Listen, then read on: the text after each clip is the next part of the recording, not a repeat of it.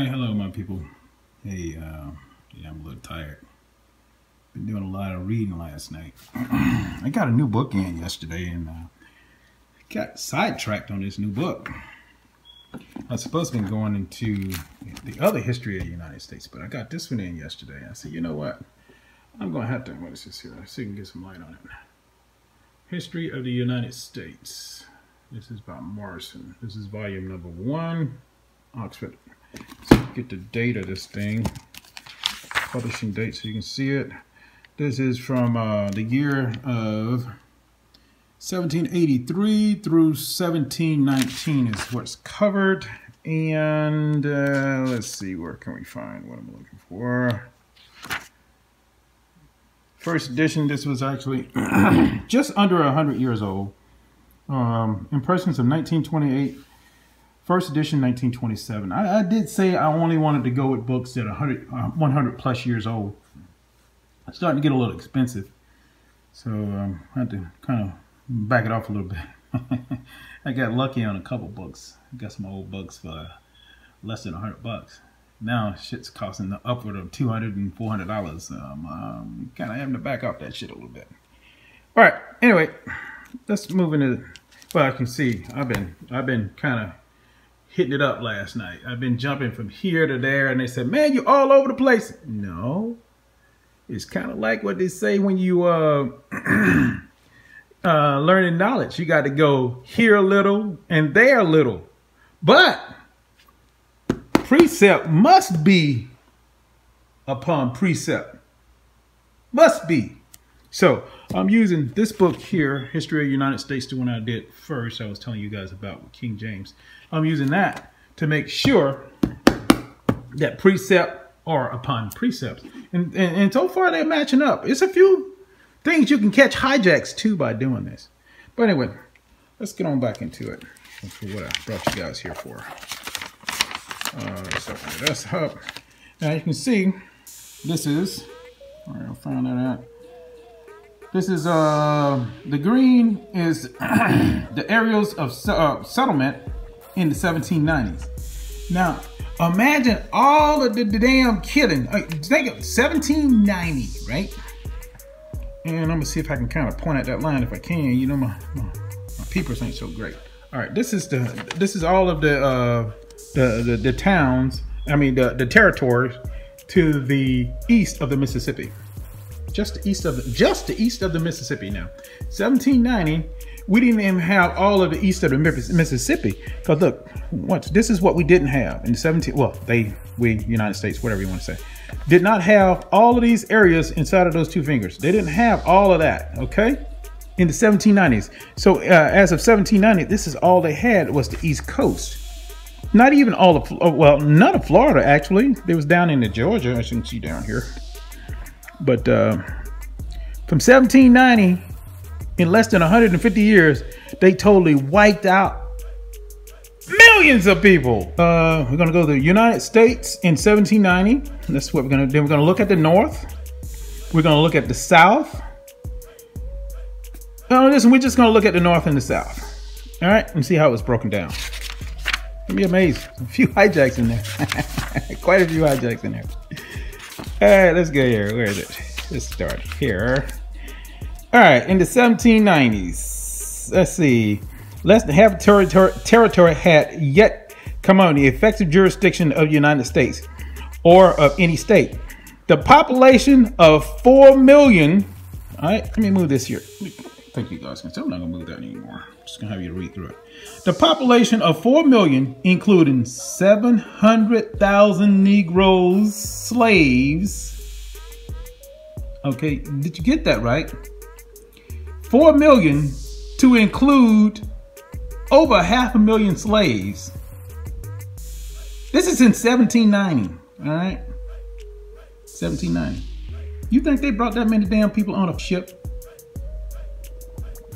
From 1619? Now, I like to go with 1619 because that's what we were told, but as I read over in this book, we found out that King James did his shit in 1606 when he left, and he told them to go ahead and colonize this place, right?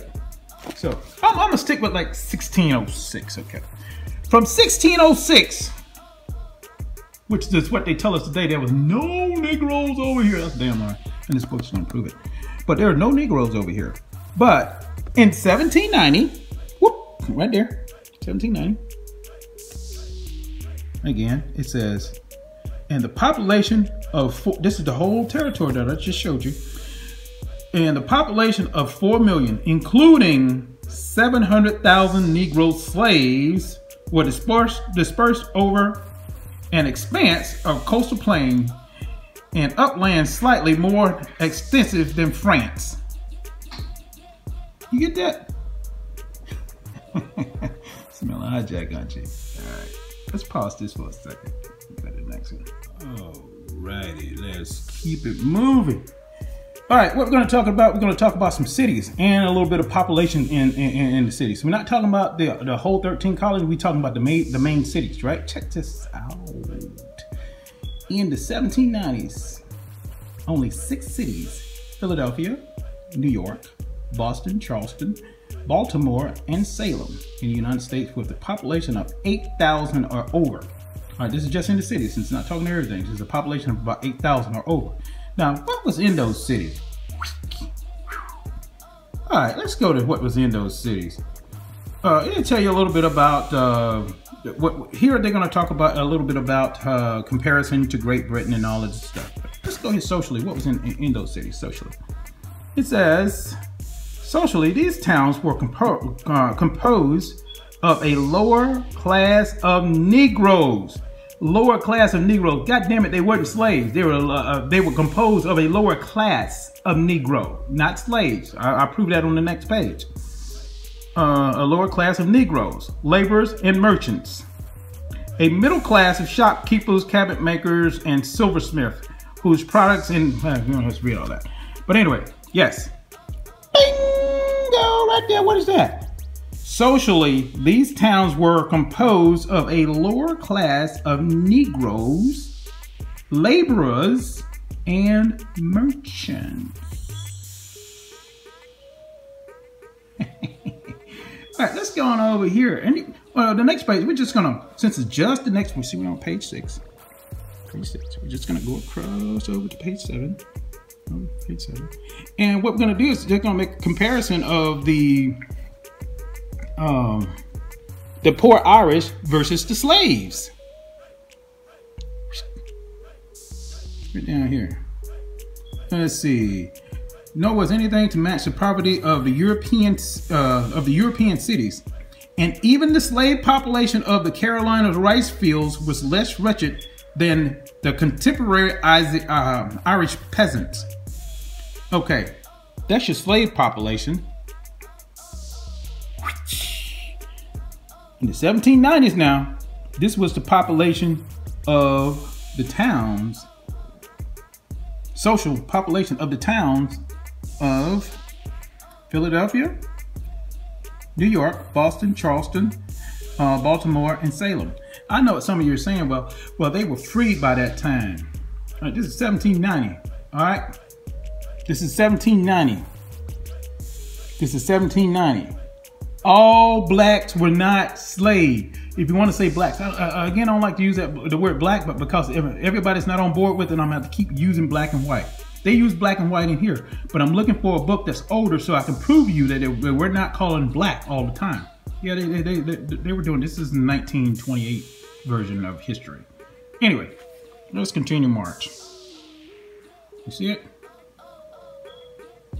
The slave population of the Carolinas, 1790s. Socially, the towns were composed of a lower class of Negroes. Composed of a lower class of Negroes. Okay, now think about that. Let that sink in. If there is a lower class of Negroes, there must be another upper class of Negroes as well. Think about it. A lower class of Negroes, laborers, and merchants. I'm telling y'all, there's something going on and I haven't found it yet. There's something going on with us over here in the Americas, and we got to keep digging because it's very, very hidden. a lower class of Negroes. Why would he say that in 1928? A lower class of Negroes. He would just say it comprised of Negroes, laborers, and mechanics. He didn't say a lower class of laborers or a lower class of mechanics. It said a lower class of Negroes, laborers, and mechanics. So all of these were in a lower class. They weren't slaves. They were not slaves. They were grouped together. Over here, slave population. And yes, I do welcome anybody to challenge me on anything I'm reading or bringing out, because it's not a challenge. It's teaching. We all are investigators. Man, I wish I can remember this guy's name. I subscribe to him, but he said the way he said the search that we got going on. It was one of the comments. Basically, we're all investigators. We're all lawyers. We're trying to figure this thing out. So let's not be beating up one's true. It's got to be true. It's got to be something concrete. Okay, it's got to be something concrete.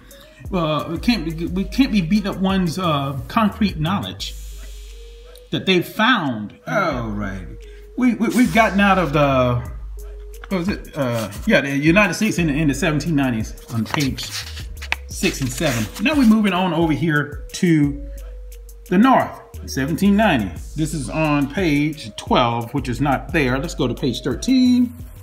See page 13, we're gonna go back across over here. We're on page 12, which is where we're starting. However, we're gonna go back over to 13. We're gonna read something here. And what I'm gonna read, I found kind of a trick. It says, let's see, at Boston, the representative Chamber of Commonwealth was graced by a corresponding symbol to the woolsack. What is a woolsack? Okay. The sacred codfish, whose salted flesh esteemed like Spanish peasants, comma, West India slaves, comma, and American, wait a minute.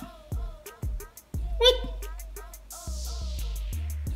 West India slaves. I keep trying to tell y'all ass, man, we already came here. And they just took us from places they found us and put us where they wanted us. You see that there? West India slaves.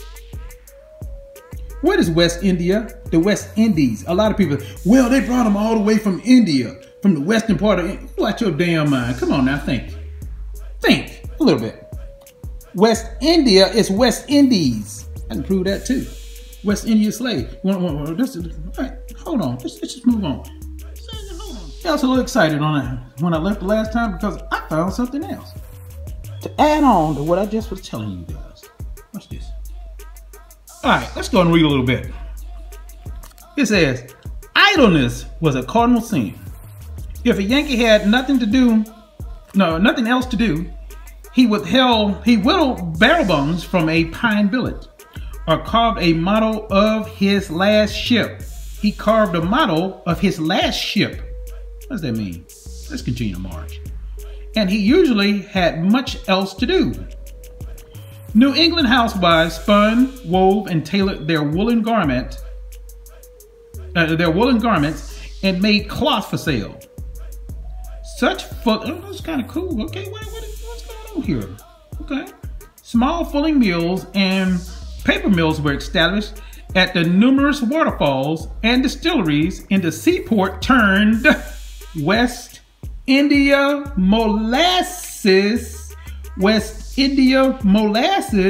into the beverage of grateful, what is that? The beverage of grateful what? The beverage of grateful memory, New England rum. New England rum. Hello. West India again. No, that's gotta be talking about West India because they brought Indians over here as slaves too from West India. I'm gonna bet. Watch this. Let's continue to march. All right. Woolen wares was made by snowbound farmers for export to the West Indies. West Indies. That's on page 15. This right here. Page 14.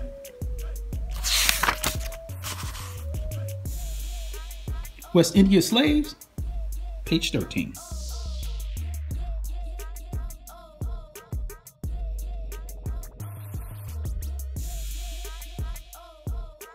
And if we give the Europeans too much credit when we say the Europeans can come all the way from Europe to the West Indies and then back up to the Americas, but we couldn't do it. We couldn't go from Brazil or the West Indies or the Americas back to Africa, or the continent. I like to use continent, but back to the continent. But the Europeans can go all over the place and we couldn't. Come on, folks. Whether we sprung out of here or we sprung out of there, we were not brought to either one of them by the Europeans. We have always been here. We have always been here. Well, before the Europeans. We didn't start at no 1492. Let's find out what this was all about. I'm not gonna get too deep into it. I just want to prove one little thing here. And it says, and on public occasion, we're gonna start right here, just right here. And on public occasions, such as ship launching, ordination, college commencements, and Thanksgiving Day. What was Thanksgiving Day? Thanksgiving Day was the Puritans' substitute.